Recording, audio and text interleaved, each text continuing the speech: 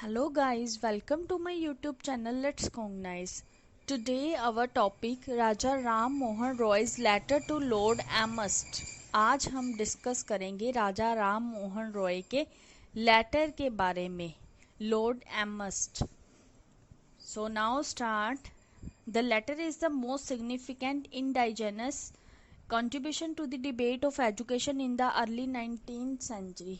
उन्होंने ये कहा है कि अर्ली 19th सेंचुरी में जो डिबेट थी एजुकेशन के ऊपर, उसमें इस लेटर का काफ़ी कंट्रीब्यूशन रहा है, काफ़ी सिग्निफिकेंट रोल प्ले किया है इस लेटर ने, जो अर्ली 19th सेंचुरी में एजुकेशन के ऊपर डिबेट हुई थी. Ram Mohan Roy wrote this letter in order to protest against the ruling regime of decision to open a Sanskrit college in Calcutta. ये जो लेटर था किस ऑर्डर पर लिखा गया था? मुकदमा अगेंस्ट था, मतलब मुकदमा चलाया गया था रूलिंग रिजाइम के अगेंस्ट, जिसमें किस चीज के बारे में कहा गया था कि कोलकाता में संस्कृत कॉलेज को ओपन करना है, इसीलिए ये लेटर लिखा गया था. ये एक तरह का मुकदमा था रूलिंग रिजाइम के against. It has been already pointed out that before the new education policy was implemented, the government of the India supported instruction in the classical Indian languages. यह हमें देखना चाहिए पहले ही कि नई एजुकेशन पॉलिसी को implement करने से पहले गवर्नमेंट को सपोर्ट करनी चाहिए इंस्ट्रक्शन क्लासिकल इंडियन लैंग्वेजेस में. It funded institutions involved in the spread of Hindu and Mohammedan learning and gave financial assistance to Sanskrit and Arabic scholars in order to encourage them to achieve distinction in their respective fields. इनमें क्या है, institutions को funded किया गया, मतलब पैसा दिया गया, और स्प्रेडिंग करने के लिए, हिंदू एंड मोहम्मदीन लर्निंग की स्प्रेडिंग करने के लिए, और उन्हें फाइनेंशियली हेल्प की गई संस्कृत एंड अरेबिक स्कॉलर्स को, ताकि वो इनकरेज हो सके और डिस्टिंक्शन मतलब भेदभाव कर सके उनके जो रिस्पेक्टिव फील्ड्स हैं उनमें. मतलब फाइनेंशियल हेल्प की गई इनकरेजमेंट के लिए. इनकरेजमेंट किसके लिए थी? कि वो भेदभाव कर सके अपने खुद के रिस्पेक्टिव फील्ड्स में. The government also provide grants for the printing of ancient Sanskrit and Arabic text in the original and in translation. Government ने क्या था, ग्रांट दे दी थी प्रिंट करने के लिए संस्कृत और अरेबिक टेक्स्ट को ओरिजिनल में, और उसकी ट्रांसलेशन के लिए भी ग्रांट दे दी थी. The governor general in the formative year of the British rulers were committed to the spread of encouragement of native learning. जो गवर्नर जनरल थे उनके जो ब्रिटिश रूल के फॉर्मेटिव ईयर थे, तब क्या कमिट किया गया था कि स्प्रेडिंग करनी है और नेटिव लर्निंग की इनकरेजमेंट करनी है. इनकरेजमेंट और स्प्रेडिंग के लिए बात की गई है यहाँ पर. Both Warren Hasting and Lord Minto were instrumental in the establishment of many institution where oriental literature was taught. जो Warren Hasting and Lord Minto, इन दोनों ने क्या था, इस्टेब्लिशमेंट की काफ़ी सारे इंस्टीट्यूशंस की, जहाँ पर क्या है ओरिएंटल लिटरेचर को टीच करना था. ऐसे इंस्टीट्यूशन खोले जहाँ पर लिटरेचर को पढ़ाया जाना था, मतलब लिटरेचर को पढ़ाने के लिए इंस्टीट्यूशन ओपन किए. बाय 1823 तक this official policy of government faced repeated assault from a number of quarters. काफ़ी मुश्किलों का सामना किया ऑफिशियल पॉलिसी ऑफ गवर्नमेंट ने 1823 तक. The attack primarily came from the missionaries, the Anglicists of the East India Company and the enlightened Bengali elite. ये जो attack था ये किया किसके द्वारा गया था? मिशनरीज के द्वारा और ईस्ट इंडिया कंपनी के एंग्लिसिस्ट के द्वारा और बंगाली इनलाइटेंड एलाइट द्वारा किया गया था. In spite of all these pressure, इन सारे प्रेशर्स के बावजूद भी the colonial regime had decided to continue the policy of Hasting and Minto. जो कॉलोनियल रिजाइम थी उन्होंने कंटिन्यू करने को कहा हेस्टिंग और मिंटो की पॉलिसी को. इतने सारे अटैक होने के बावजूद भी कॉलोनियल रिजाइम ने यही डिसाइड किया कि हेस्टिंग और मिंटो की पॉलिसी को कंटिन्यू किया जाए. The proposal for the establishment of Sanskrit College at Calcutta was the part of this discussion. ये जो प्रपोजल था ये किसके रिलेटेड था? Establishment of Sanskrit college eight Calcutta के रिलेटेड था। ये एक डिसीजन था इस पॉलिसी के अंडर। आई होप आपको ये फर्स्ट पैराग्राफ अच्छे से समझ आ गया। इसमें हमने देखा है कि ये जो राजा राम मोहन राय का लेटर था इसने काफ़ी सिग्निफिकेंट रोल प्ले किया है, खासकर डिबेट पर जो एजुकेशन के ऊपर थी अर्ली 19th सेंचुरी में।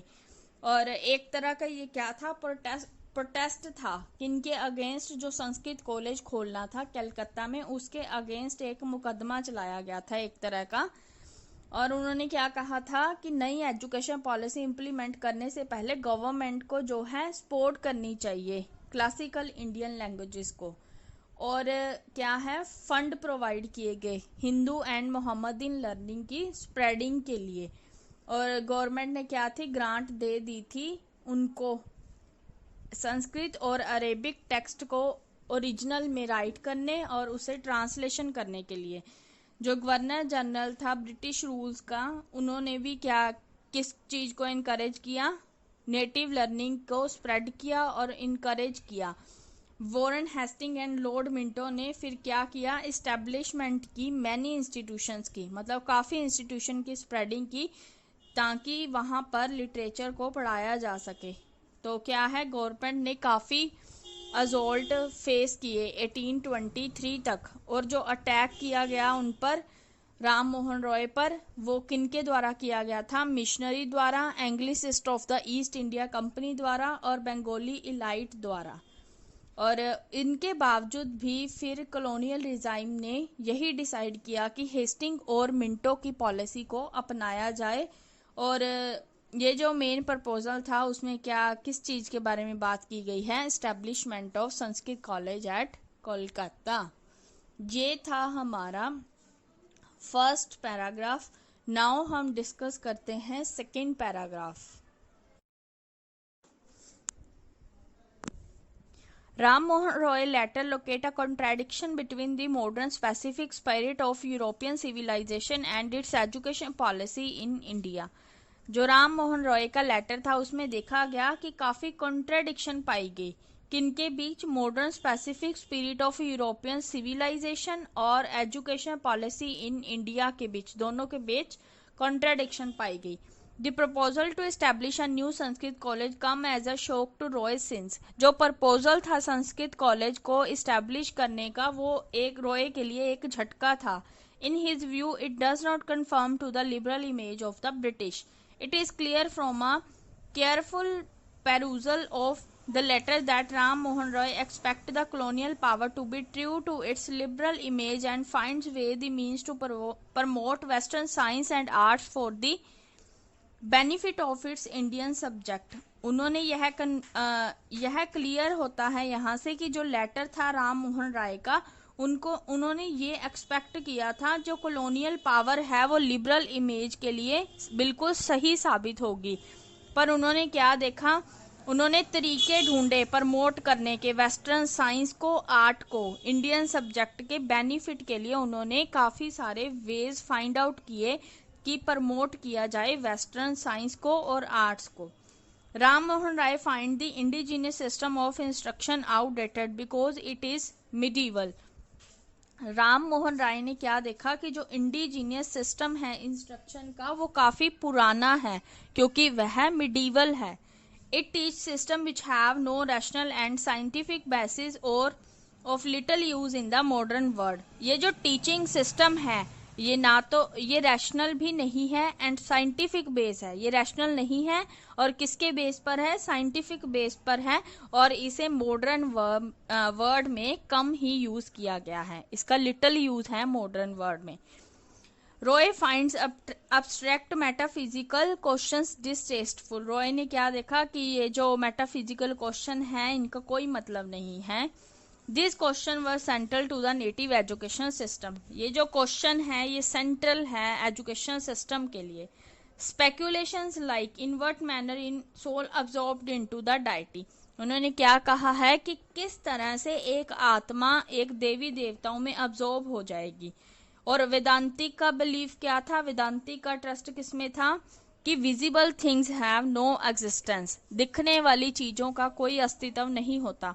Would not in Roy's view lead to the improvement of Indian society, तो रॉय ने किस चीज को कहा कि अगर हम ऐसे ही अंधविश्वासों में पड़े रहेंगे तो इससे कोई भी इम्प्रूवमेंट नहीं होएगी इंडियन सोसाइटी में। Progress and modernization was only possible if people were taught the modern science and literature of the West. India के लोगों में प्रोग्रेस और मॉडर्नाइजेशन तभी होएगी जब उनको साइंस एंड लिटरेचर पढ़ाया जाएगा वेस्ट का। ये था हमारे पास सेकंड पैराग्राफ। आई होप आपको ये अच्छे से समझ आ गया। इसमें हमने एजुकेशन पॉलिसी के बारे में रीड किया है और राम मोहन राय की एक्सपेक्टेशंस के बारे में रीड किया है, और ये बताया गया है कि अंधविश्वासों से इंडिया सोसाइटी में कभी भी इम्प्रूवमेंट नहीं होएगी। अगर इम्प्रूवमेंट करनी है, प्रोग्रेस करनी है, मॉडर्नाइजेशन लानी है, तो क्या है, मॉडर्न साइंस और लिटरेचर को टॉट करना होगा, वेस्ट की मॉडर्न साइंस और लिटरेचर को। नाउ हम डिस्कस करते हैं next third paragraph. Roy was also opposed to the teaching of Sanskrit grammar that embodied only tiresome subtitles. Roy जो थे हमेशा ऑपोजिट थे संस्कृत ग्रामर की टीचिंग के लिए, क्योंकि उन्होंने संस्कृत ने खुद ने टायरसम सबटाइटल्स को अपनाया हुआ था, एम्बॉडिड किया हुआ था। For Roy, Sanskrit was a language that, due to its intrinsic difficulties, act as a barrier to the diffusion of useful knowledge. जो रॉय थे उनके लिए क्या था, संस्कृत एक ऐसी लैंग्वेज थी जिसमें काफ़ी डिफ़िकल्टीज आ रही थी और मतलब यूजफुल नॉलेज नहीं मिल रही थी। The students spend the best year of their lives learning to speak and write correct Sanskrit. जो स्टूडेंट है, जो उनके लर्निंग के ईयर है, वो तो उनके वेस्ट ही हो जाएंगे। जो उनके रहने के, अच्छा जीवन व्यतीत करने के जो उनके ईयर्स हैं, वो तो सिर्फ संस्कृत को बोलने और अच्छी ढंग से सीखने से ही निकल जाएंगे। रॉय का ये कहना था। Roy was against a mechanical kind of language teaching that treated language as an end itself and not a means for conveying something useful. Roy किस चीज के अगेंस्ट थे, मैकेनिकल काइंड ऑफ लैंग्वेज के अगेंस्ट थे। मतलब जो ऐसी लैंग्वेज जो खुद में ही खत्म हो रही है और कोई भी यूजफुल थिंग्स नहीं बता पा रही है, मतलब कोई मैसेज नहीं दे पा रही है। हाउएवर इट इज नोट वर्दी, यह क्या है, उल्लेखनीय है। That Roy makes no specific mention of the medium of instruction. Roy ने कोई भी मीडियम ऑफ इंस्ट्रक्शन को स्पेसिफिक मेंशन नहीं किया। Although he critics the Sanskrit language for being an impervious veil, उन्होंने किस क्रिटिक किया है संस्कृत लैंग्वेज का कि एक तरह की ऐसी लैंग्वेज है जैसे एक घूंघट होता है। इट इज द यूजलेस, यह यूजलेस है। Metaphysical learning concealed under this well, जो भी लर्निंग हो रही है एक घूंघट के अंदर हो रही है। Chief object of his attack, ये था हमारे पास थर्ड पैराग्राफ, जिसमें संस्कृत के ग्रामर के बारे में बताया गया है कि इसने खुद ने ही संस्कृत ग्रामर में टायरसम सबटाइटल्स को इम्बॉडिड किया है, अपनाया है। और संस्कृत एक ऐसी लैंग्वेज है जिसमें हमें जो नॉलेज चाहिए वो नहीं मिल रही है। ये लैंग्वेज अब खुद में ही अपने आप में ही खत्म हो रही है, मतलब इसका एंड है और यह उल्लेखनीय भी है। रॉय ने इसका कोई भी स्पेसिफिक मीडियम ऑफ इंस्ट्रक्शन नहीं बताया। उन्होंने ये कहा है, उन्होंने इसे घूंघट की तरह कंपेयर किया है और बताया है कि यह यूजलेस है। जो भी लर्निंग हो रही है एक घूंघट के पीछे हो रही है। सो नाउ हम डिस्कस करते हैं next fourth paragraph. The critique of the Vedantic belief does not necessarily mean that the Roy argument, like those of the colonialist, embody a wholesale condemnation of Indian culture practice and the assertion of the essential superiority of European socio-culture structure. जो critic थे, वेदांतिक belief थे, उनके लिए यह जरूरी नहीं था रॉय का आर्गुमेंट। और उन्होंने किस चीज के बारे में बताया है कि जो इंडियन कल्चर की प्रैक्टिस थी और जो सुपीरियरिटी थी सोशो कल्चर स्ट्रक्चर की, वो ज़रूरी थी। इसमें दोनों को कंपेयर किया गया है, इंडियन कल्चर प्रैक्टिस को और spirit of European socio culture structure को। Although the comparison in Royal letter definitely puts Europe ahead of the Orient, जब कंपेयर किया गया तो यूरोप को आगे पाया गया। This modernity of Europe does not constitute its essence but has been achieved after a long conflict with the medieval world view. ये जो मॉडर्निटी थी यूरोप की, इसे कॉन्स्टिट्यूट नहीं किया गया, बट क्या है, इसने अचीव किया काफी लंबी लड़ाई के बाद मिडीवियल वर्ल्ड व्यू को। अकॉर्डिंग टू राम मोहन रॉय के अकॉर्डिंग क्या है, Europeans have emerge from the medievalism of the scholastic philosopher by replacing scholastic with the scientific spirit of Baconian philosophy. जो यूरोपियन था वो किससे उभरा था, मिडीवियलिज्म से उभरा था, और जो स्कोलास्टिक फिलोसफर था उसे रिप्लेस किया गया स्कोलास्टिसिज्म द्वारा। किनके साथ, साइंटिफिक स्पिरिट थी बेकोनियन फिलोसफी की, उनके साथ जो स्कोलास्टिक फिलोसफर थे उन्हें रिप्लेस किया गया, चेंज किया गया। By analyzing the march of European civilization from the rational religiosity of the Middle Ages of the world of modern science, Roy was able to give a historical dimension of the pitiful ignorance of Indian people. Roy किसके लिए able थे, वो एक historical dimension देना चाहते थे Indian people को pitiful ignorance के लिए। With in Roy analytical framework, the superstition and essentially religious character of the native world define a historical epoch akin to the pre-Renaissance world of the schoolman in Europe. Roy के साथ क्या है, एक analytical framework था जिसमें क्या है, सुपरस्टिशन और रिलीजियस की बात की गई है, नेटिव वर्ड के सुपरस्टिशियस और रिलीजियस के बारे में, जिसमें क्या है, डिफाइन किया गया है हिस्टोरिकल एपोक को, किनके लिए, प्री रिनाइसेंस वर्ड के लिए, स्कूल मैन इन यूरोप के प्री रिनाइसेंस के लिए हिस्टोरिकल एपोक को डिफाइन किया गया है।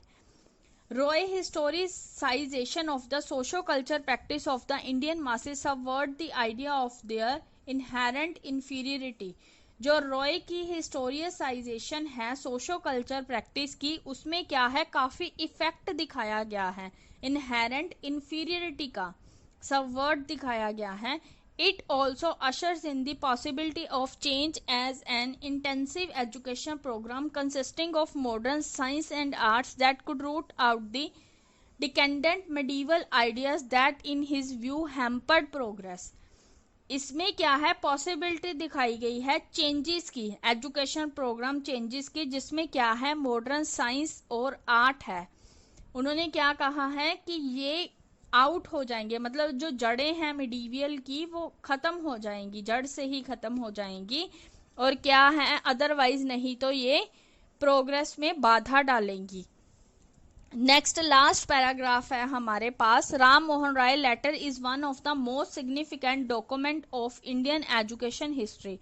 राम मोहन राय के लेटर ने क्या है, काफी सिग्निफिकेंट रोल प्ले किया है, एक सिग्निफिकेंट डॉक्यूमेंट है एजुकेशन हिस्ट्री में।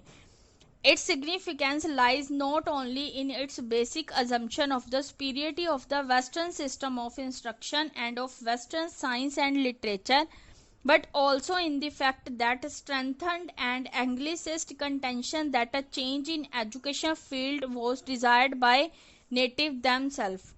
इसका जो सिग्निफिकेंस है वो basic assumption of the superiority पर लाई नहीं करता, ना ही वेस्टर्न साइंस और लिटरेचर पर, बट ऑल्सो इसका इम्पोर्टेंट जो फैक्ट है वो फैक्ट क्या है, स्ट्रेंथन्ड है एंग्लिसिस्ट की, जिससे क्या है, एजुकेशन फील्ड में चेंजेस की गई है, और ये इच्छा थी नेटिव्स की चेंजेस करने की।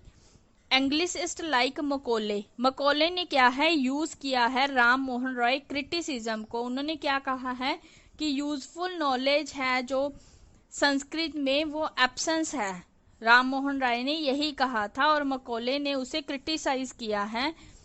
Culture top suit their own imperialistic agenda. It is therefore pertinent that we examine Macaulay minute on Indian education text. Next. Macaulay ने क्रिटिसाइज किया है राम मोहन राय को इस बात से, क्योंकि उन्होंने कहा था कि संस्कृत में यूथफुल नॉलेज एब्सेंस है। तो नेक्स्ट सेक्शन में हम डिस्कस करेंगे Macaulay's minute on Indian education. तब तक आप Raja Ram Mohan Roy's letter to Lord Amherst को अच्छे से रिवाइज कर सकते हो और अच्छे से रिमेंबर कर सकते हो इसके main points. Thank you guys for watching this video. Don't forget to subscribe this channel and hit the bell icon to get notification of all newly more updating videos related to MA English Literature. Bye bye. Have a nice day.